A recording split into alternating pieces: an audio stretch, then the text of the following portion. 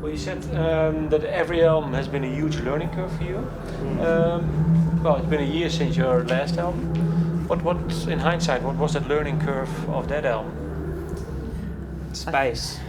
Space? I feel like space was a big learning curve with that one, like trying to make music that doesn't have too many elements in it, but the elements that are in the songs are really strong and stand by themselves. So it's easy to over-clutter when you're writing, you know, just to fill it up with stuff to make it sound big, when a lot of the time it doesn't have to, can have 3 things in it and can sound huge, you know. Yeah, it's a minimalism is actually really hard to do, you know, to keep a listener interested through a whole song with only so many elements, but it's the art of songwriting that will help take that listener along, you know. And I think that was a real challenge for us. Did you know that, was this a goal when you started before the album, or was it something that happened during? I think we were aware of that we wanted to do that when we started the record, because the last album before that, we kind of threw everything into the record. We didn't hold back. It was kind of like a maximalist kind of style. Maximalist, I like it. Yeah, and that's what we went for. So for this next record, you know, Dark Night, Sweet Light, we really wanted to rein it back and really focus on the core elements of the song and make sure that they're really strong so they can carry the whole song. Was it hard? Yes. Yeah, it's always hard though. It's never easy writing a record. No, but I can imagine that if you work really minimalistic, then actually the basic idea has to be really good. That's right. And maybe in hindsight, I don't know, but there are certain tracks maybe on your previous albums that maybe the core idea isn't maybe that good, but just to fill it in. Exactly. Yeah, that's right. Also, that's, you know, when you're trying to be minimalist, you don't always have to start minimal. You can throw everything at it, and then you start taking away elements that when you listen to it back, you go, okay, does that really need to be there? And you take it out, and you're like, oh, actually, yeah, that's better with it out. We'll take it out, and we'll take this out, and that sort of leaves the structure and the skeleton of the track that is stronger. Well, we discussed 2 key tracks of Threats and Hyper Paradise. Is there a key song maybe on this album too for you? I think, I mean, for me, probably The Buzz was a song that is a key track for the album. It was like, I guess it was like one of the biggest singles off the record that connected with a lot of people. It really opened up Europe and America for us, and it was one of those songs that we started and we kind of got to a certain point and we didn't really know where to go, and we put it to the side and we kept writing, and then we almost like Speak of the Devil. Almost actually, like Speak of the Devil. Hear those 2 stories together. Yeah, except Speak of the Devil was more complete. Yeah, whereas totally.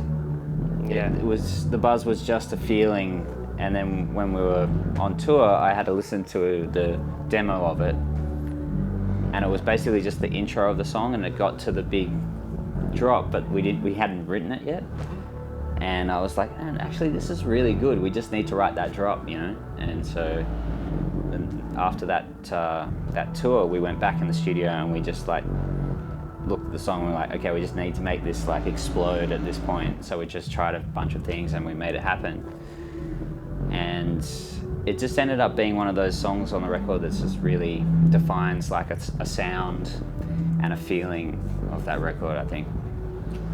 It's been a year now. The time gap between Threats and Hyper Paradise was 4 years, and now between Hyper Paradise and Dark Night is 3 years. Do you know already what course you will be going into for the next album? We've been working on it a lot, just kind of on the road, because we've been touring a lot since the last record came out.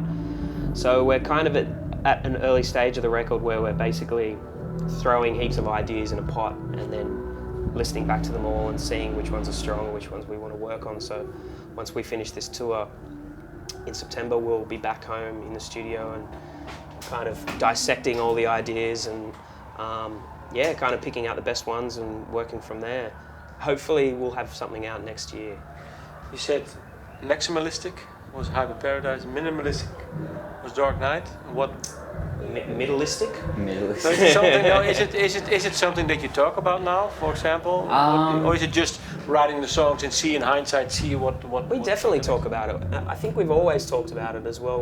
We've always had a vision of what we kind of want to do before each record, and I think it really helps. Sometimes we just sit down and talk about the state of music today and what we like about it, and that can help inspire you to create something like that or different from that or whichever direction you want to go in. So it's good to be vocal about it, I think.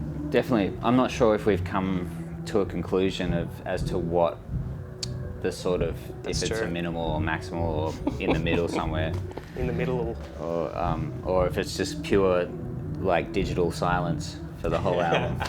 But Like John Cage. Yeah. But you know, we're kind of, I guess we're just in the embryo stage of writing a lot of ideas and throwing them around, which is the fun stage. It's the very fun stage. It's when it gets near the end where you have to finish it where it gets really hard. So. Yeah. Let's go back to the beginning of the interview. Have you ever felt the 5-year age gap? I don't think so. No. I mean, maybe. Now Maybe it's, yeah, like early on, maybe a little bit. yeah. But you know, like when he could go and see like Mixmaster Mike play a show in Sydney, and I just couldn't get into the club because I was too young. That's when I was like, man, this sucks. But like, you know, as I got especially into my early 20s, the gap kind of closed, and we were both into the same thing, and we were doing shows. It just, the gap closed kind of thing, you know. Apart from your own music, what music, other music does connect you still? I mean, we listen to a lot of electronic stuff that's kind of in our realm, like Evian Christ and Lido and Clams Casino and Jero Vandal and Gans, but we listen to like so much different kinds of music, like stuff we've been digging. Well, I've been digging lately, like the Radiohead record, Jordan Rakai, singer from Australia.